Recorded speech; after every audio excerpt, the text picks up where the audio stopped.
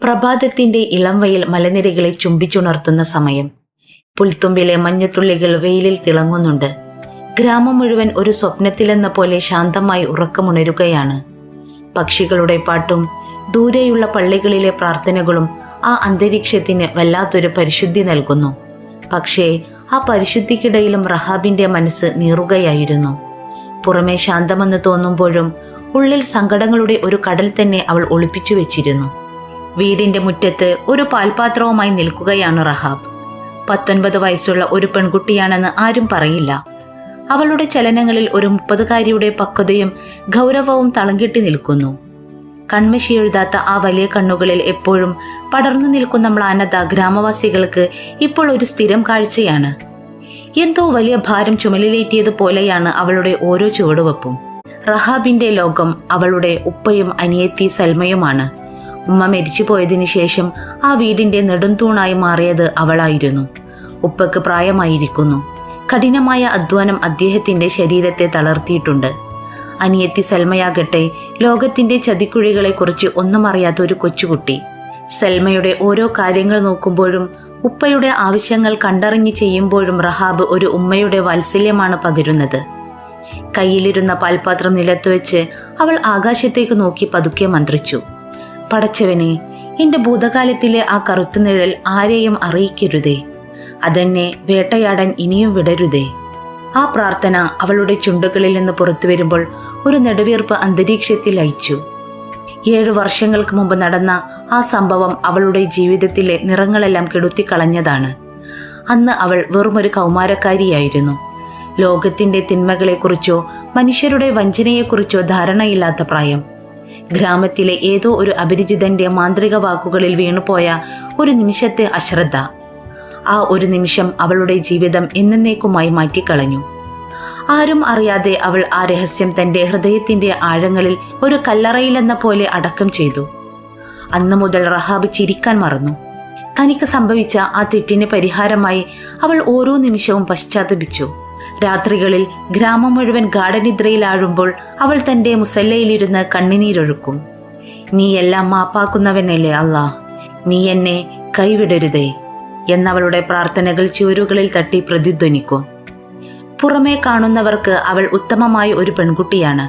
പക്ഷേ അവളുടെ കണ്ണാടിയിൽ അവൾ കാണുന്നത് കളങ്കപ്പെട്ട ഒരു മുഖമായിരുന്നു. ഒരു സാധാരണ വൈകുന്നേരം വീട്ടുജോലികൾ കഴിഞ്ഞ് ഉപ്പക്ക് ചായയുമായി ചെല്ലുമ്പോൾ അദ്ദേഹം വല്ലാത്തൊരു സന്തോഷത്തിലായിരുന്നു.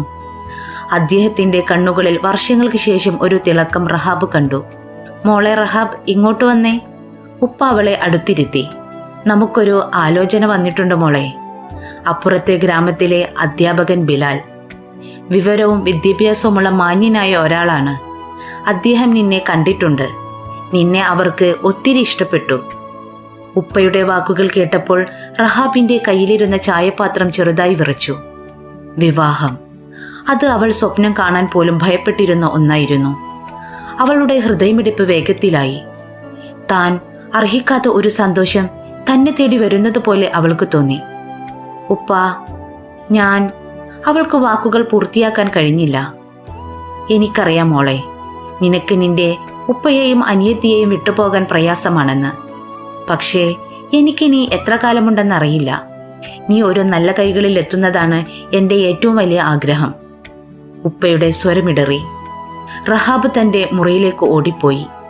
ഒരു മരവിപ്പായിരുന്നു അവളുടെ മനസ്സ് മുഴുവൻ. ബിലാൽ, അദ്ദേഹം ഒരു അധ്യാപകനാണ്. ബഹുമാനിക്കപ്പെടുന്ന വ്യക്തിത്വമാണ്. അങ്ങനെ ഒരാളുടെ ജീവിതത്തിലേക്ക് ഒരു കളങ്കം പേറുന്ന താൻ കടന്നു ചെല്ലുന്നത് നീതിയാണോ? താൻ പരിശുദ്ധയില്ലെന്ന സത്യം മറച്ചുവെച്ച് നിക്കാഹിന് സമ്മതിക്കുന്നത് വഞ്ചനയല്ലേ? ഈ ചോദ്യങ്ങൾ അവളുടെ ഉള്ളിൽ ആഞ്ഞു തറച്ചു. തന്റെ ഉപ്പയുടെ സന്തോഷത്തിനു മുന്നിൽ അവൾക്ക് മറുത്തു പറയാൻ കഴിയില്ല. പക്ഷേ ഒരു കള്ളിയായി ജീവിക്കാനും അവൾക്ക് വയ്യ. രാത്രിയിൽ മുസല്ലയിലിരിക്കുമ്പോൾ അവൾ വിതുമ്പി. ഈ വിവാഹം തന്റെ ജീവിതത്തിലെ രക്ഷയാകുമോ അതോ തകർന്നു പോയ ജീവിതത്തിന്റെ ബാക്കി പരമാക്കുമോ?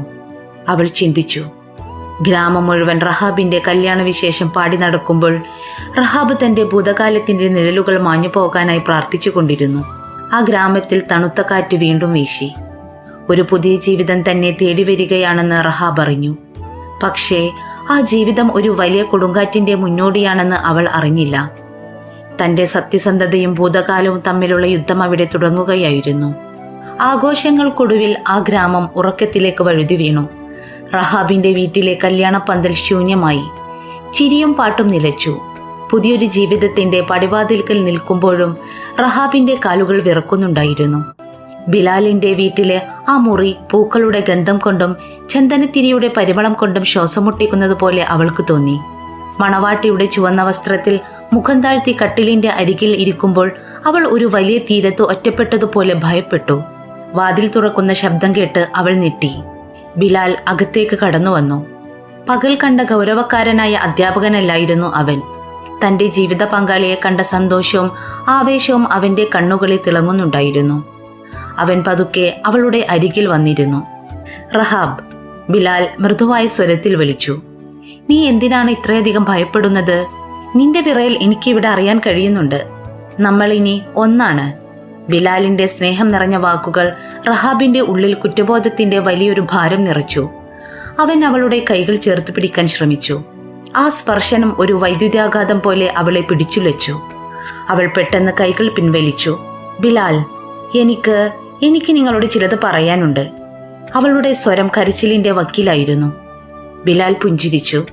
നമുക്ക് ജീവിതം മുഴുവൻ സംസാരിക്കാൻ സമയമുണ്ടല്ലോ റഹാബ്. ഈ മനോഹരമായ രാത്രിയിൽ എന്തിനാണ് ഗൗരവമുള്ള കാര്യങ്ങൾ? ഇല്ല, അവൾ ഉറക്കെ പറഞ്ഞുപോയി.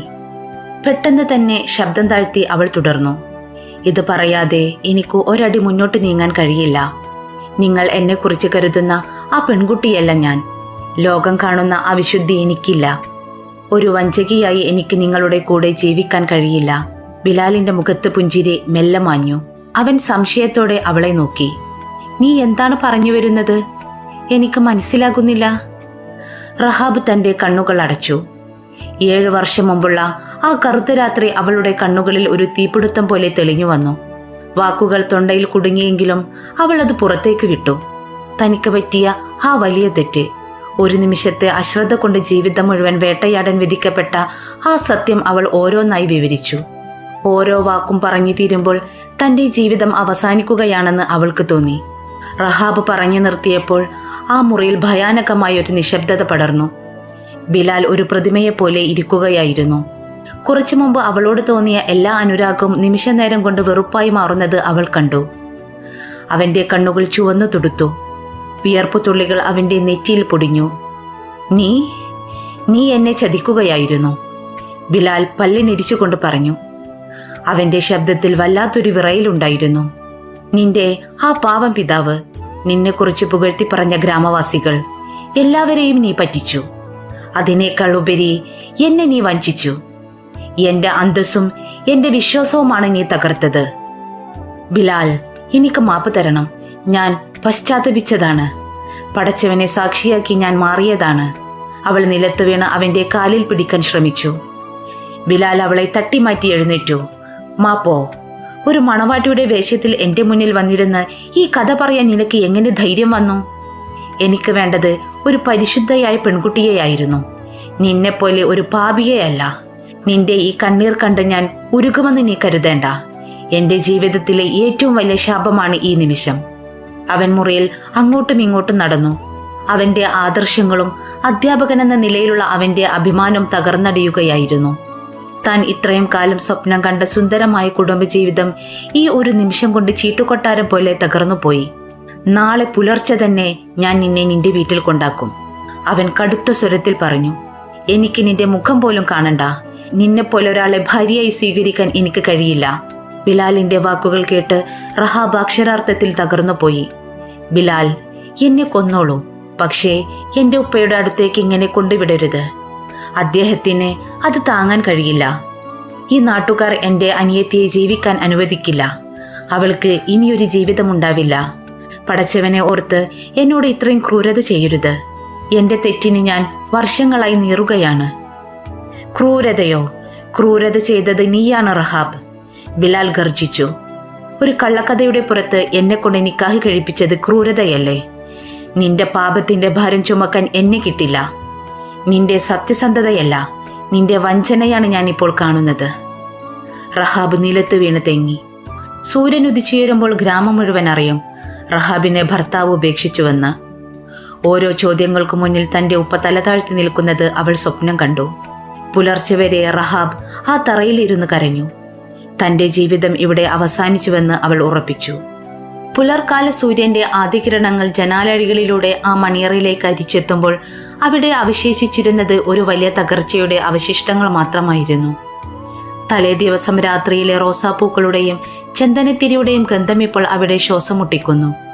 പ്രതീക്ഷകളുടെയും സ്വപ്നങ്ങളുടെയും ആ പഴയ ലോകം തകർന്ന് തരിപ്പണമായിരിക്കുന്നു. ബിലാൽ തൻ്റെ ബാഗ് തയ്യാറാക്കി വാതിലിനടുത്ത് നിൽക്കുകയാണ്. അവന്റെ മുഖത്ത് ഒരു മരവിപ്പായിരുന്നു. തീരുമാനിച്ചുറപ്പിച്ച മാറ്റമില്ലാത്ത ഒരു മരവിപ്പ്. പോകാൻ ഒരുങ്ങിക്കൊള്ളു റഹാബ്, എനിക്ക് ഇനി നിന്നോട് അധികം സംസാരിക്കാനില്ല. ബിലാലിന്റെ ശബ്ദം കടുത്തതായിരുന്നു. അതിൽ ദയയുടെ ഒരു തരി പോലും ഉണ്ടായിരുന്നില്ല. റഹാബ് പതുക്കെ എഴുന്നേറ്റു. അവളുടെ മനോഹരമായ വിവാഹ വസ്ത്രങ്ങൾ ചുളിവ് വീണ് അലങ്കോലപ്പെട്ടിരുന്നു. കരഞ്ഞു കലങ്ങിയ കണ്ണുകളിലെ മഷി പടർന്ന് മുഖമാകെ വിരൂപമായിരുന്നു. അവൾക്ക് തന്റെ ശരീരം പോലും ഭാരമായി അനുഭവപ്പെട്ടു. എങ്കിലും അവൻ വാതിലിനടുത്തേക്ക് നീങ്ങിയപ്പോൾ അവൾ അവന്റെ മുന്നിൽ പോയി തടസ്സമായി നിന്നു. ബിലാൽ, നിങ്ങൾ എന്നെ കൊണ്ടുപോയി വിട്ടോളൂ. എനിക്ക് പരാതിയില്ല. പക്ഷേ എന്റെ ഉപ്പയെക്കുറിച്ചൊന്ന് ചിന്തിക്കൂ, അവൾ വിതുമ്പിക്കൊണ്ട് പറഞ്ഞു. ഈ ഗ്രാമത്തിൽ തല ഉയർത്തി നടന്ന മനുഷ്യനാണ് അദ്ദേഹം. പാവമാണ് എന്റെ ഉപ്പ. വിവാഹം കഴിഞ്ഞ പിറ്റേന്ന് തന്നെ മകൾ മടങ്ങി വന്നാൽ അത് എന്തിനാണെന്ന് ഈ നാട് ചോദിക്കും. 1000 നാവുകൾ 1000 കഥകൾ മെനയും. എന്റെ അനിയത്തി സൽമ, അവളുടെ ജീവിതം അതോടെ അവസാനിക്കും. ഒരു തെറ്റും ചെയ്യാത്ത അവൾക്ക് ഇനിയൊരു ആലോചന പോലും വരില്ല ബിലാൽ. എന്നെ ഈ വീട്ടിൽ നിന്ന് പുറത്താക്കുന്നത് അവരെ കൂടി കൊലപ്പെടുത്തുന്നതിന് തുല്യമാണ്. ബിലാൽ പരിഹാസത്തോടെ ഒന്ന് ചിരിച്ചു. ആ ചിരിയിൽ കടുത്ത വെറുപ്പുണ്ടായിരുന്നു. അതൊക്കെ ഈ ചതി ചെയ്യുന്നതിന് മുമ്പ് ആലോചിക്കണമായിരുന്നു റഹാബ്. മറ്റൊരാളുടെ ജീവിതം ബലി കൊടുത്താണോ നിന്റെ കുടുംബത്തിന്റെ മാനം കാക്കേണ്ടത്?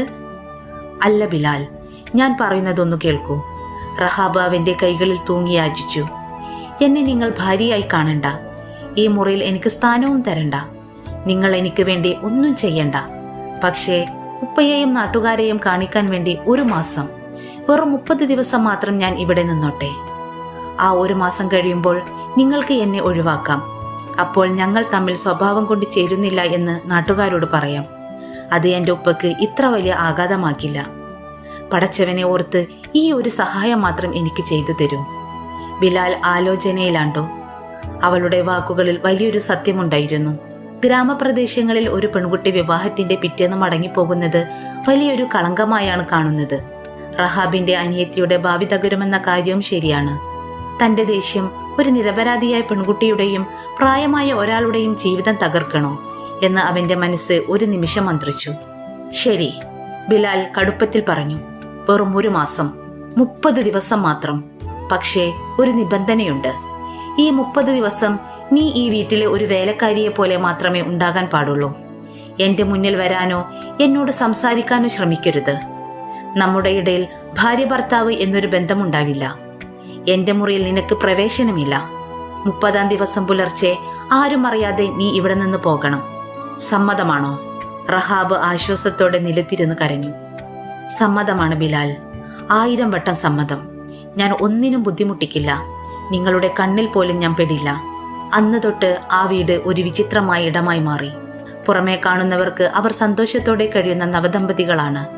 പക്ഷേ അകത്ത് അവർ 2 അപരിചിതരായിരുന്നു. ബിലാൽ പുലർച്ചെ തന്നെ സ്കൂളിലേക്ക് പോകും. അവൻ പോയി കഴിഞ്ഞാൽ റഹാബ് ആ വീട് മുഴുവൻ വൃത്തിയാക്കും. ബിലാലിന്റെ പ്രായമായ ഉമ്മക്ക് വേണ്ട പരിചരണങ്ങൾ നൽകും. അടുക്കളയിൽ അവൾ തനിച്ചായിരുന്നു. ബിലാൽ മടങ്ങി വരുമ്പോഴേക്കും അവൾ അവൻക്കുള്ള ഭക്ഷണം അടുക്കളയുടെ മൂലയിൽ ഒരിടത്ത് ഒതുക്കിയിരിക്കും. ബിലാലിന് ഇഷ്ടപ്പെട്ട വിഭവങ്ങൾ അവൾ കരുതി വെക്കും. പക്ഷേ അവൾക്ക് അവന്റെ കൂടെയിരിക്കാൻ അനുവാദമില്ലായിരുന്നു. രാത്രിയിൽ തണുത്ത വരാന്തയിൽ ഒരു ചെറിയ പുതപ്പ് പോലുമില്ലാതെ ചുരുണ്ടുകൂടി കിടക്കുമ്പോൾ അവൾ തന്റെ വിധിയെ ഓർത്ത് കരഞ്ഞു. ഓരോ ദിവസവും അവൾ കലണ്ടറിൽ നോക്കി എണ്ണിക്കൊണ്ടിരുന്നു. ഓരോ ദിവസവും അവൾക്ക് മരണത്തിലേക്കുള്ള ദൂരം കുറയുന്നത് പോലെ തോന്നി. എങ്കിലും തന്റെ കുടുംബത്തിന്റെ അന്തസ്സ് കാക്കാൻ അവൾ ആ വേദനകളൊക്കെ നിശബ്ദമായി സഹിച്ചു. ബിലാലിന്റെ തണുത്ത നോട്ടം അവൾക്ക് വലിയൊരു ശിക്ഷയായിരുന്നു. പക്ഷേ ആ വീട്ടിലെ നിശബ്ദതയിൽ മറ്റൊരു കാറ്റ് വീശാൻ തുടങ്ങിയിരുന്നു. ഒരു ദിവസം ബിലാലിന്റെ സുഹൃത്ത് അവരുടെ വീട്ടിൽ വന്നു. സുഹൃത്ത് ബിലാലിനോട് പറഞ്ഞു, നിന്റെ ഭാര്യയെ ഞാൻ എവിടെയോ കണ്ടിട്ടുണ്ടല്ലോ. ആ മുറിയിൽ ഒരു നിശബ്ദ സ്ഫോടനം പോലെയാണ് അനുഭവപ്പെട്ടത്. അടുക്കളയിൽ ചായയുമായി നിൽക്കുകയായിരുന്ന റഹാബിന്റെ കൈകൾ വിറച്ചു. ചായക്കപ്പുകൾ പ്ലേറ്റിൽ തട്ടിക്കിലുങ്ങി. അവളുടെ ഉള്ളിൽ ഭയം ഒരു തീയായി പടർന്നു. തൻ്റെ പഴയ ഗ്രാമത്തിലെ ആരെങ്കിലും ആയിരിക്കുമോ ഇയാൾ? അതോ തൻ്റെ രഹസ്യം അറിയുന്ന മറ്റാരെങ്കിലും? പുറലോകം തൻ്റെ ഭൂതകാലത്തെ വലിച്ചിഴച്ച് ഈ പടിവാതിൽക്കൽ എത്തിച്ചോ? അവൾ ശ്വാസം അടക്കി പിടിച്ച് മതിലിൽ ചാരി നിന്നു. ഓരോ നിമിഷവും ഓരോ യുഗം പോലെ അവൾക്ക് തോന്നി. എന്നാൽ ബിലാൽ ശാന്തനായിരുന്നു. അവന്റെ മുഖത്ത് ഭാവവ്യത്യാസങ്ങളൊന്നും ഉണ്ടായില്ല. അവൻ സുഹൃത്തിനെ നോക്കി പതുക്കെ പറഞ്ഞു, അവൾ ഈ അടുത്തുള്ള ഗ്രാമത്തിലുള്ളതാണ്. അതാവും നിനക്ക് കണ്ടതുപോലെ തോന്നുന്നത്. ഒരുപക്ഷെ നീ അവിടെ എവിടെയെങ്കിലും കണ്ടിരിക്കാം. ഒരേ മുഖച്ഛായുള്ളവർ ഒരുപാടുണ്ടാവുമല്ലോ. ബിലാലിന്റെ ആ മറുപടിയിൽ റഹാബിന് നേരിയൊരാശ്വാസം തോന്നിയെങ്കിലും അവളുടെ നെഞ്ചിടിപ്പ് അടങ്ങിയിരുന്നില്ല. സുഹൃത്ത് പോയി കഴിഞ്ഞപ്പോൾ ബിലാൽ അടുക്കളയിലേക്ക് വന്നു. റഹാബ് അപ്പോഴും അവിടെ തകർന്നു നിൽക്കുകയായിരുന്നു. ബിലാൽ അവളെ ഒന്ന് രൂക്ഷമായി നോക്കി. ആ നോട്ടത്തിൽ തന്നെ ചോദ്യങ്ങളും പരിഹാസവും ഉണ്ടായിരുന്നു. പക്ഷേ അവനൊന്നും പറഞ്ഞില്ല. ആ നിശബ്ദതയിൽ ഒരു കാര്യം വ്യക്തമായിരുന്നു.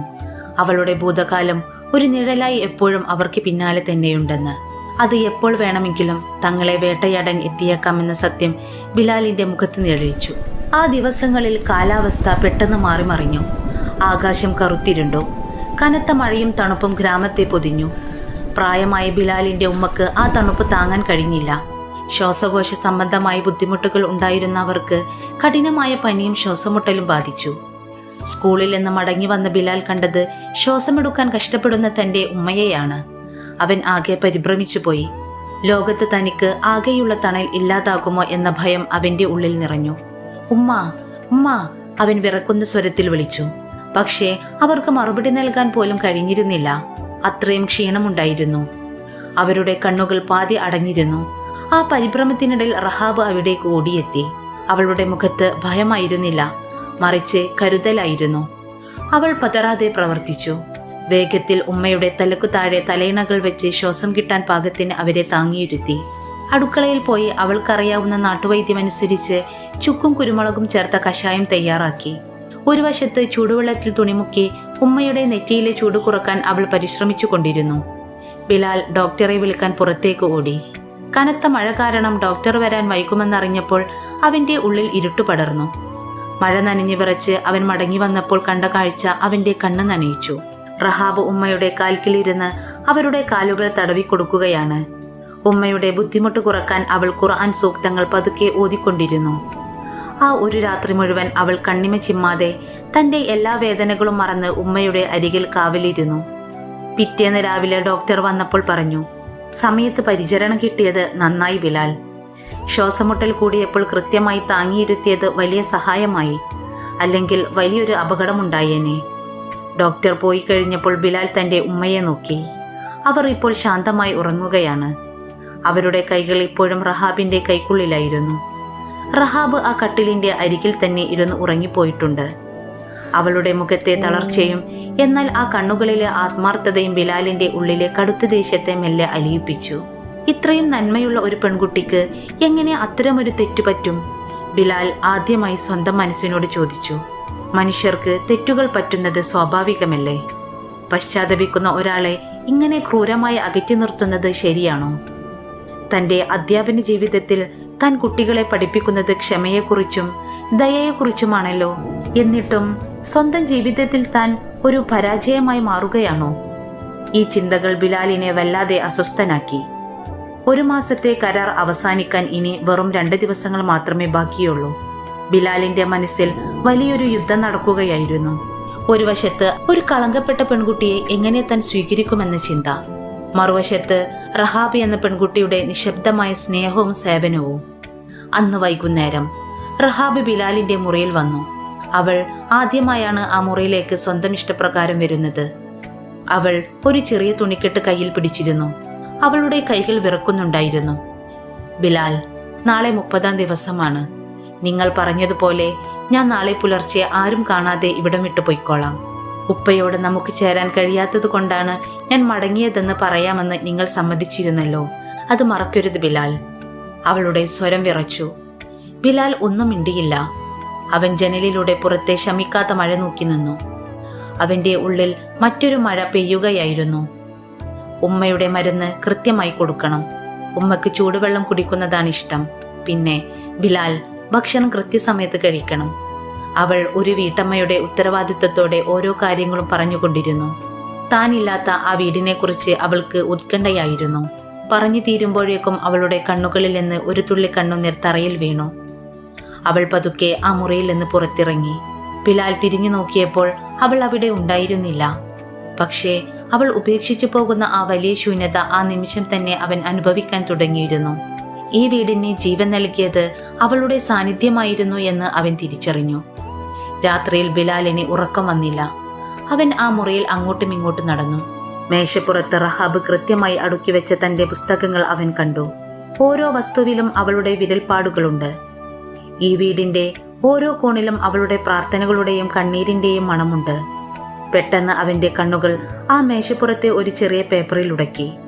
മുറിയിലെ മങ്ങിയ വെളിച്ചത്തിൽ മേശപ്പുറത്തിരുന്ന ആ ചെറിയ കടലാസ് കഷ്ണം അവനെ നോക്കി പരിഹസിക്കുന്നത് പോലെ തോന്നി.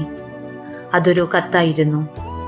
റഹാബ് പോകുന്നതിന് മുമ്പ് അവനു വേണ്ടി എഴുതി വെച്ച അവസാനത്തെ വാക്കുകൾ. ബിലാൽ വിറക്കുന്ന കൈകളോടെ ആ കത്ത് കയ്യിലെടുത്തു. ആ രാത്രി ഒരു യുഗത്തിന് സമാനമായിരുന്നു. ജനാലക്കൽ അടിച്ചു പെയ്യുന്ന മഴത്തുള്ളികൾക്കും അപ്പുറം ബിലാലിന്റെ ഉള്ളിൽ വലിയൊരു കൊടുങ്കാറ്റടിച്ചു വീശുകയായിരുന്നു. റഹാബിന്റെ മുഷിഞ്ഞ മഷിപ്പേനയിൽ എഴുതിയ ആ വരികളിൽ അവളുടെ ആത്മാവ് തുടിക്കുന്നത് പോലെ അവന് തോന്നി. അവൻ കത്തെടുത്ത് വായിക്കാൻ തുടങ്ങി. ബിലാൽ, നിങ്ങളോടുള്ള നന്ദി പറയാൻ വാക്കുകളില്ല. എന്റെ തെറ്റിന് മരണം തന്നെയായിരുന്നു ശിക്ഷയെന്ന് ഞാൻ കരുതിയിരുന്നു. പക്ഷേ നിങ്ങൾ എനിക്ക് തന്ന ഈ മാസത്തെ ആയുസ്, അത് എന്റെ ഉപ്പയുടെ അന്തസ്സ് കാക്കാനായിരുന്നു. ഈ 30 ദിവസം ഞാൻ ഈ വീട്ടിൽ അനുഭവിച്ച സമാധാനം എന്റെ ജീവിതത്തിൽ എനിക്ക് ഇതുവരെ കിട്ടിയിട്ടില്ല.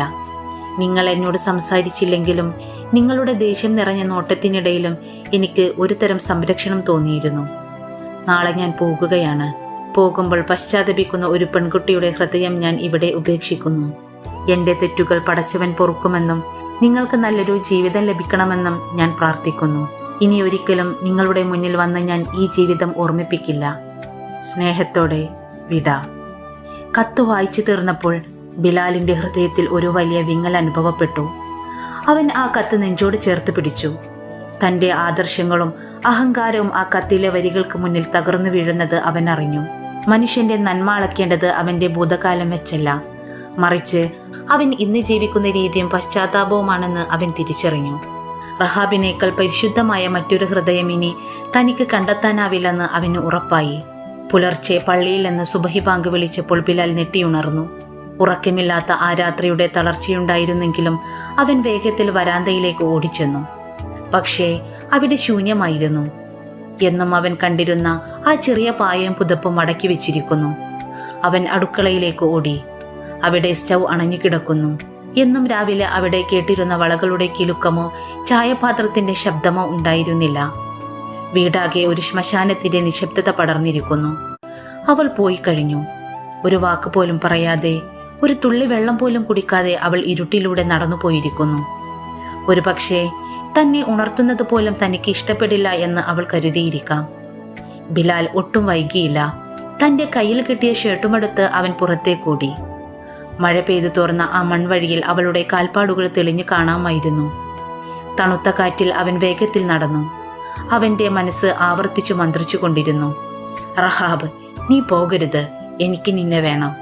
നീ ഇല്ലാത്ത ഈ വീട് വെറും ഒരു മരവിച്ച കെട്ടിടം മാത്രമാണ്. ഗ്രാമത്തിന്റെ അതിർത്തിയിൽ വയൽവരമ്പിലൂടെ തല താഴ്ത്തി നടന്നു പോകുന്ന ആ രൂപം അവൻ കണ്ടു.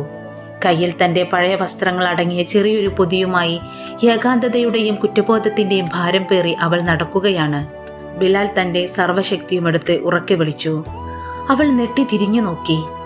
ബിലാലിനെ ആ കോലത്തിൽ അവിടെ അവൾ ഒട്ടും പ്രതീക്ഷിച്ചിരുന്നില്ല. താൻ കണ്ടത് സ്വപ്നമാണോ എന്ന് അവൾ ഒരു നിമിഷം സംശയിച്ചു.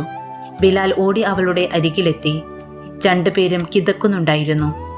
ബിലാലിന്റെ കണ്ണുകളിൽ കണ്ടത് ദേഷ്യമായിരുന്നില്ല, മറിച്ച് നഷ്ടപ്പെടുമോ എന്ന ഭയമായിരുന്നു.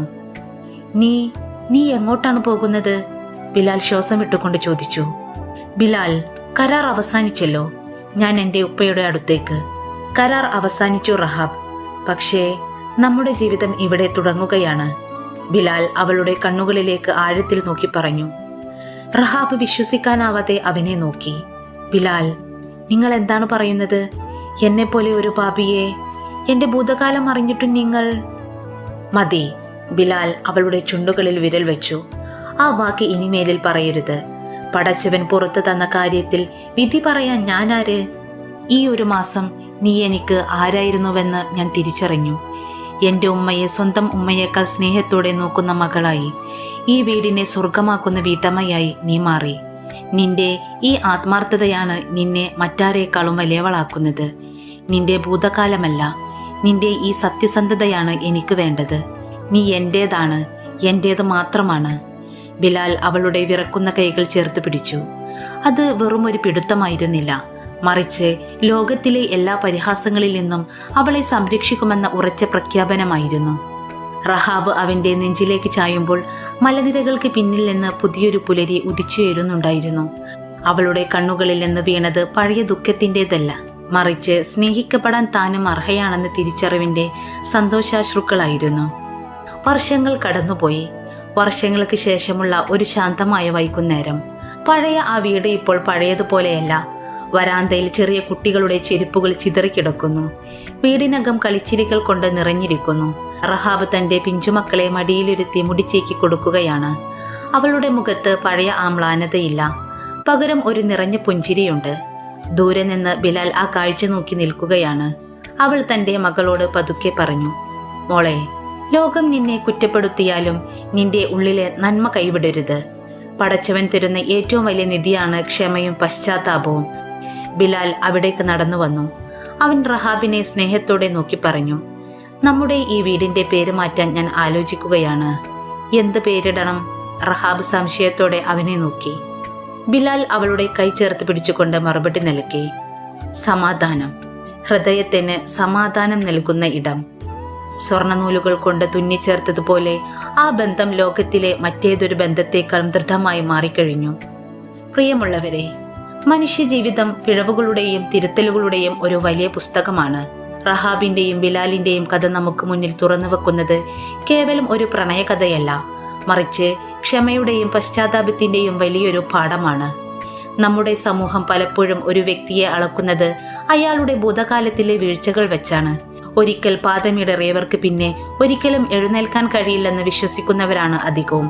എന്നാൽ റഹാബ് എന്ന പെൺകുട്ടി തൻ്റെ കണ്ണുനീർ കൊണ്ട് സ്വന്തം ആത്മാവിനെ കഴുകി ശുദ്ധീകരിച്ചവളാണ്.